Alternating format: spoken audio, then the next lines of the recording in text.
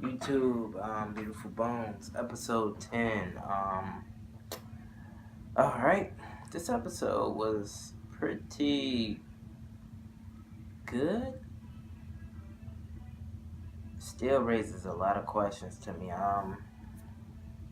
Okay, so we start off with them going on their last bone expedition before the snow hit, and they brought the sensei teacher with them, the guy that left flowers. So they was walking and they seen a butterfly, and obviously that type of butterfly only goes around like dead things. So Sakurako obviously knew like this is her chance. So she ran after the butterfly, and little did she know she see like I want to say 20 of them on a dead body. So they're all like, ugh, what's this? And we never figure out who body that was. Speaking of in this episode, so she like basically got the bones, and I thought they was gonna like, you know, I thought they was like gonna call the police and have a mystery about this body, but they never did, and that's pretty fucked up. They didn't do that. Like the teacher got a call talking about a student went missing, and he he's a really, I should say, a really emotional teacher with his students. He don't want them actually doing bad things in life, so he actually cares for them. So Sakurako decided to drive him back and to his house so he could get dressed and see the family. And he was basically on the verge of tears because he told us a story where it's three girls that was always friends and one went missing. And talking about that, the one that went missing, we seen in like the beginning. No, was it the beginning?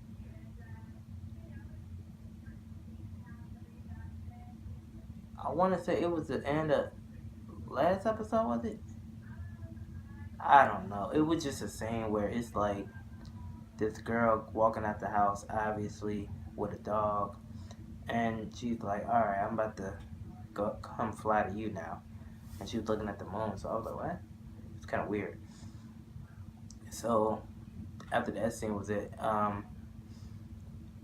obviously that was one of the friends that went missing, and she's been missing for a long time, and the other two friends kind of like broke up because of a guy and pretty stupid stuff. And one of the two friends that broke up was missing also. So Sakurako went to their house to talk, and obviously their parents is some stuck up, rich,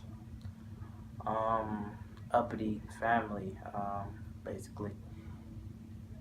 How we know? Because Sakurako was talking to the father, and he was just like so so like sedity about it. And she's like, "Oh wow, you called a teacher before you called the police. What good parents?" And she said, "Where's the girl room?" And she went up there to find it, and she was looking for clues, obviously. And it was a scene where Sakurako was like bending over under the bed, and Shotaro was looking at that ass. He we know there's a connection. Shotaro wants Sakurako. We see that now because he was just like looking and blushing super hard. So she found the clue, a painting, and you know Shotaro had some connects, and basically he found out that she used to date a painter. So one word to another, they went to what happened? They went to find the other girl. The other girl went missing, and her family was like kind of poor, and she really like her parents is like really shitty too. Like they're like the bums that don't really care what their daughter do. So two girls missing. They found one. One don't want to give up any information now. So basically, that was this episode. Sakurako basically is like, you know what? You can stay the night with me. You haven't ate. You look like you she asked and she what's it called? Not that. It's damn, this is on the tip of my tongue. She asked if she was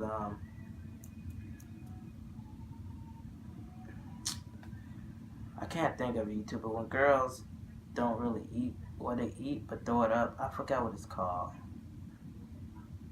Damn. But you guys should know. Basically, she asked about that. She like, you should come home, spend the night with me. We'll feed you. And basically, she did. And she kind of started opening up when she got there. Because for dessert, it was like cheesecake. And she was like, this is good. Well, it was like pie thing. And she was like, her friend that went missing also used to always make me pies. And, used to put candles in my pies on birthday. And we laughed about how weird they looked. And just a touching moment. So, at the end of the episode, um, we like see this guy asking this girl to be like her, to be his wings, and it's just weird because he got like this.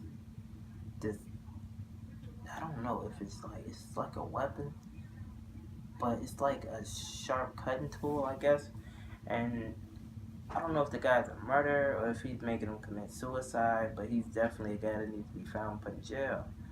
So we know he could be possibly the reason the two missing girls, and obviously that's the guy I believe, the painter, that they fought over.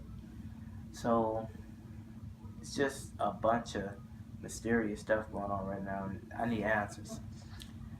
But I will say at the end of this episode, um, Sakurako invited Shitaro for breakfast, and Shitaro was happy as hell. He like left riding the bike, like Yahoo!